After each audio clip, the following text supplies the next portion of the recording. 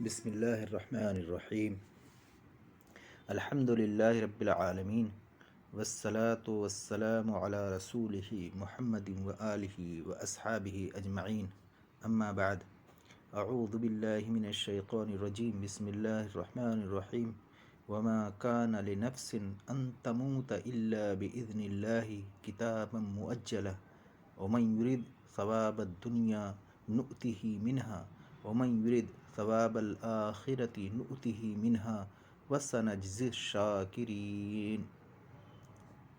محترم سامعین کرام، ابھی میں نے قرآن سورہ آل عمران آیت نمبر 145 کی تلاوت کی ہے، جس میں اللہ تعالیٰ ارشاد فرماتا ہے کہ کسی شخص میں یہ طاقت نہیں کہ اللہ کے حکم کے بغیر مر جائے، یعنی موت، کوئی بھی موت بغیر اللہ کے حکم کے نہیں آ سکتی۔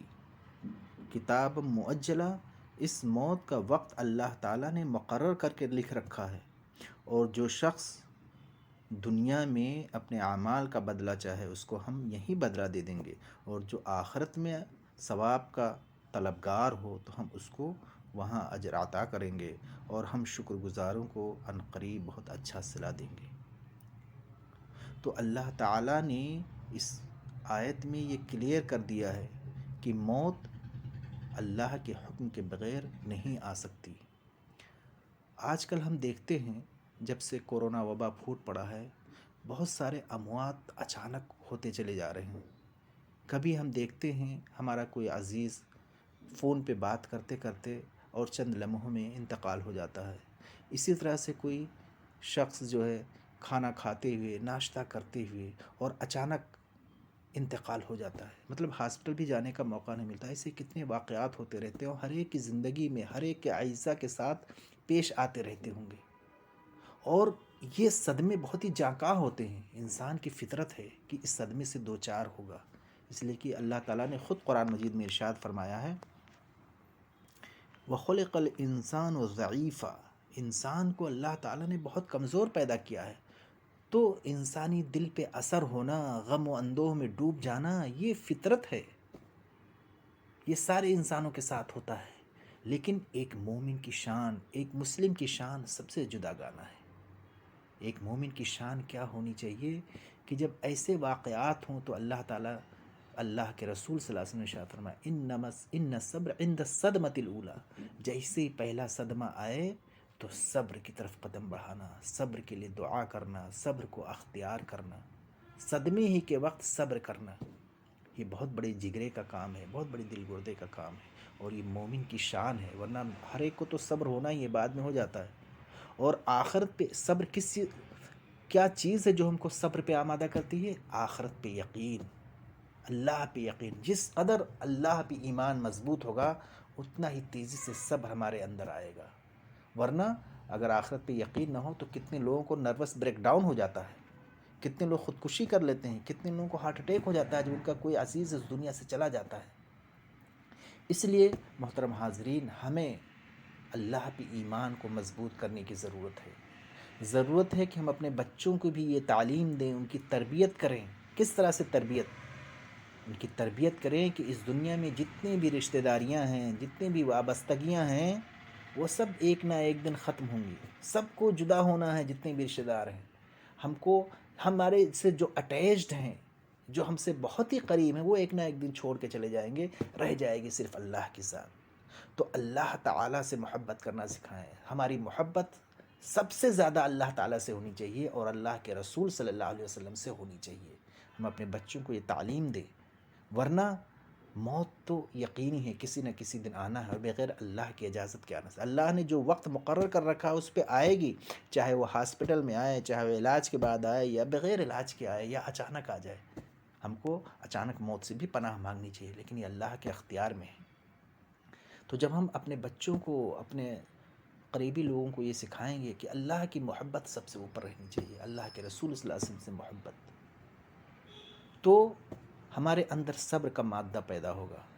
اور ایک حدیث میں ہے کہ اللہ کے رسول صلی اللہ علیہ وسلم نے فرمایا لا یؤمن احدکم حتی اکون احب الیہ من والدہ وولدہ والناس اجمعین، کہ تم میں سے کوئی شخص مومن ہی نہیں ہو سکتا اس وقت تک جب تک کہ میں یعنی اللہ کے رسول صلی اللہ علیہ وسلم اس کے والدین سے، اس کے بیٹوں سے، یہاں تک کہ تمام انسانوں سے سب سے زیادہ محبت نہ کرتا ہو۔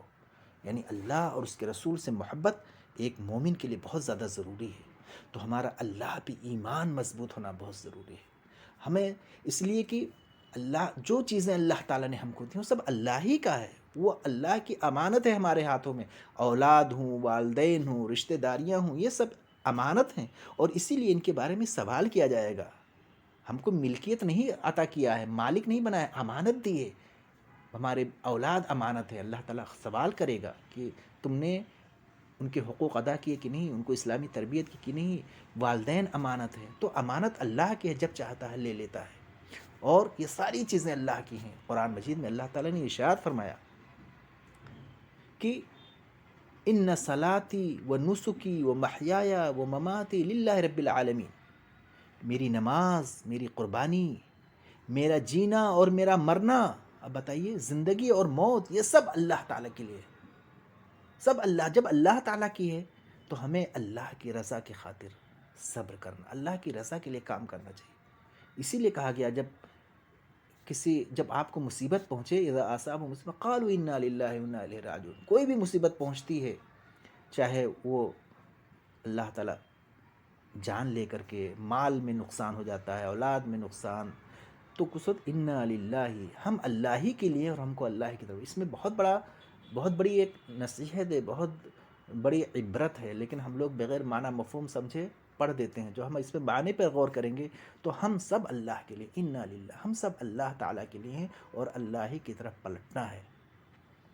تو صبر کا مادہ، اللہ تعالیٰ کی رضا کا حصول، اللہ تعالیٰ کے فیصلے پر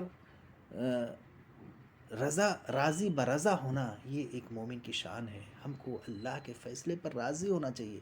اسی لیے یہ بھی کہا گیا کہ ان للہ ما اخذ وللہ ما عطا، جب کوئی نقصان ہوتا ہے تو کہتے ہیں کہ جو اللہ تعالیٰ نے دیا وہ اللہ ہی کا تھا، جو اللہ نے لے لیا وہ بھی اللہ ہی کا ہے۔ تو ہم کو چاہیے کہ ہم صبر کریں اور ثواب حاصل کریں۔ یہ ہمارے ایمان کو تقویت دیتا ہے، اللہ پہ توکل، اللہ پہ ایمان۔ آپ ذرا غور کیجئے، اللہ تعالیٰ نے جو دعا ہم کو سکھائی ہے سورہ بقرہ کی آخری آیت میں، اللہ تعالیٰ کیا کہہ رہا ہے کہ انت مولانا، اللہ کہہ رہا ہے تم کہو کہ اے اللہ تو ہمارا دوست ہے، تو ہمارا کارساز ہے، فانصرنا علی القوم الکافرین، کئی مقامات پہ مولانا، اللہ ہمارا مولا ہے۔ اللہ جب ہمارا دوست ہے، ہمارا کارساز ہے، تو ایک دوست کیسے اپنے بندوں کو جو ہے برا چاہ سکتا ہے؟ کسی نہ کوئی خیر کا پہلو ہم کو تلاشنا چاہیے، ہم کو خوشی کے لمحات یاد کرنے چاہیے، تو ہمارے غم ہلکے ہوں گے۔ جو غم کے لمحات ان کو بھولنے کی کوشش کرنی چاہیے۔ اللہ تعالیٰ سے ہمیشہ یہ نہیں مانگنا چاہیے یہ دے دو وہ دو، اللہ کی رضا مانگنی چاہیے۔ اے اللہ تو ہم سے خوش ہو جا، یہ سب سے بڑی دولت ہے۔ جب ہم یہ مانگیں گے کہ اے اللہ تو ہم سے راضی ہو جا، جب اللہ ہم سے راضی ہو جائے گا، ہم سے خوش ہو جائے گا، تو ہم کو تمام چیزیں دنیا اور آخرت میں عطا کر دے گا۔ آخر صحابہ کرام کی فضیلت کیوں ہے اتنی زیادہ؟ تمام انبیاء کے بعد اس دنیا میں جو افضلین لوگ ہیں، افضل ترین لوگ ہیں، وہ صحابہ کرام ہیں انبیاء کے بعد۔ ان کے بارے میں اللہ تعالیٰ کا رضی اللہ عنہم ورضوا عنہ، اللہ تعالیٰ ان سے راضی ہو گیا اور وہ اللہ سے راضی ہو گئے۔ یہ صفت ہمیں اپنے اندر لانی ہے۔ آپ انبیاء علیہ السلام کو اللہ تعالیٰ نے جو دعا سکھلائی وہ کیا ہے؟ جب بھی وہ غم اور مصیبت میں مبتلا، انما اشکو بثی وحزنی اللہ، کہ میں سارے غم، ساری مصیبتوں کی شکایت تو اللہ تعالیٰ سے کرتا ہوں۔ ان اجری الا علی اللہ، ہمارے جو بھی مصیبت ہے اس کا بدلہ صرف ہم اللہ تعالیٰ سے چاہتے ہیں، جو ہم احسان کرتے ہیں۔ تو معزز سامعین، مصیبت کسی پر بھی آ سکتی ہے، ہمارا اس کے بارے میں کوئی اختیار نہیں۔ موت کبھی بھی کسی کی بھی واقع ہو سکتی ہے۔ حضرت عمر رضی اللہ تعالیٰ عنہ اسی لیے کہا کرتے تھے، ابن عمر رضی اللہ تعالیٰ عنہ، کہ جب تم صبح کرو تو شام کا انتظار مت کرو، جب شام کرو تو صبح کا انتظار مت کرو۔ ہر وقت تیار رہنا چاہیے اللہ سے ملاقات کے لیے، پتہ نہیں کب اس کا بلاوا آ جائے۔ ہمیں اپنا سوٹ کیس ہمیشہ تیار رکھنا چاہیے اور ہمیشہ اللہ تعالیٰ سے مدد طلب کرنا۔ ایاک نعبد و ایاک نستعین، ہم کہتے ہیں نا 5 وقتہ نماز میں، اس کا معنی مفہوم سمجھ، اے اللہ ہم تجھی سے مدد طلب کرتے ہیں، تیری عبادت کرتے ہیں، تیری عبادت کرتے ہیں اور تجھی سے مدد طلب کرتے ہیں۔ ہم کو تاریخ اسلام کا مطالعہ بھی کرنا چاہیے کہ جو افضل ترین انسان تھے انبیاء کے بعد، کیسے کیسے مصیبت برداشت کیے۔